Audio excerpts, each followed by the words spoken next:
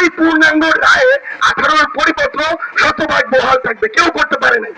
2 নম্বর stand point, সেটি হচ্ছে, লক্ষ্য করুন, আমরা আমাদের যে এক দফা দাবি, সেই দাবিতে কিন্তু আমরা বলেছি পুরো বাংলাদেশের সরকারি চাকরিতে সকল গ্রেডে কোটা যে বৈষম্য দূর করে যৌক্তিক মাত্রায় সংস্কার করতে হবে।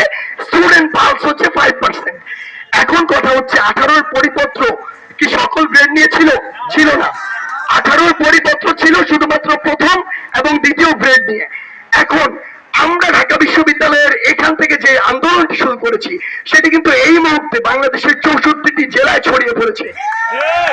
ওই যে মানুষগুলো কোন একটি ন্যাশনাল কলেজে পড়া কিংবা প্রত্যন্ত অঞ্চলে একটি বিশ্ববিদ্যালয়ে পড়া যে ছাত্র ভাই বোনটি আমাদের উপরে আস্থা রেখে একই ব্যানারে একই দাবিতে একই সময় রাস্তা অবরোধ করেছে, তার দাবি আদায় না করে কিভাবে একজন অবিবেচকের মতো, স্বার্থপরের মতো আমরা রাজপথ ছেড়ে দিতে পারি?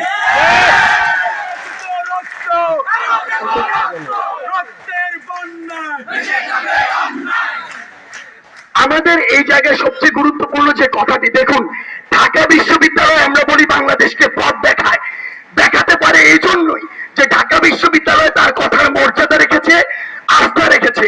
আমরা যদি আজকে এই কাজটি করি সুবিধাবাজের মতো, তাহলে আমাদের প্রতি যে আস্থার জায়গাটি, সেটি আমরা সারা জীবনের জন্য হারিয়ে ফেলবো। তো সেই জায়গা থেকে আমরা কোনদিন এটা করতে পারি না। আরেকটি গুরুত্বপূর্ণ এখানে লুপ হোলস রয়েছে। তৃতীয় যে আমাদের স্ট্যান্ড পয়েন্টটি, আমরা মনে করি আমাদের বাংলাদেশে অন্তত প্রতিবন্ধী এবং ক্ষুদ্র নৃতাত্ত্বিক গোষ্ঠী যারা রয়েছে, তারা এখনো আমাদের সমতলের মতো বা একজন সাধারণ মানুষের মতো সমান সুযোগ সুবিধা পাচ্ছে না, বা পিছিয়ে পড়া জনগোষ্ঠীর অন্তর্ভুক্ত।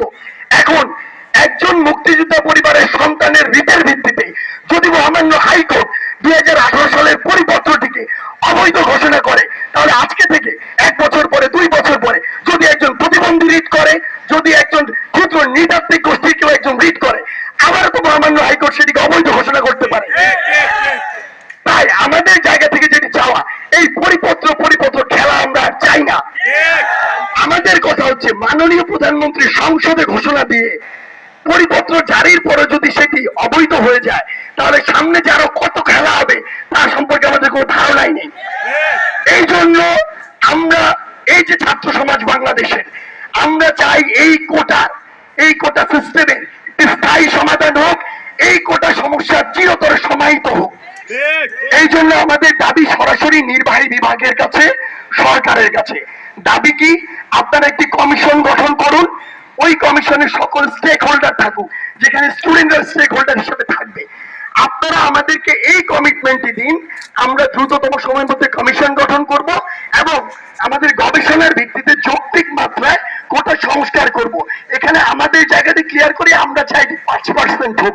এরপরে আপনারা আপনাদের জায়গা বলবেন, আপনারা যৌক্তিক মাত্রায় এটি সংস্কার করবেন এবং এই যে কোটা সমস্যা, এটা নির্বাহী বিভাগ যদি আজকেই আমাদের কমিটমেন্ট দেয় যে আমরা আমাদের জায়গা থেকে দায় নিয়ে বলছি, দ্রুততম সময়ের মধ্যে আমরা একটি কমিশন গঠন করে এই কোটার যৌক্তিক সংস্কার করব, আমরা তখনই সেখান থেকে রাজপথ ছেড়ে দিয়ে আমাদের পড়ার টেবিলে ফিরে যাবো।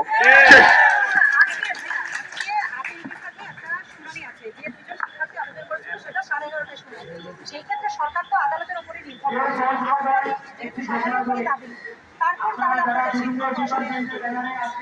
বলে তো দিচ্ছে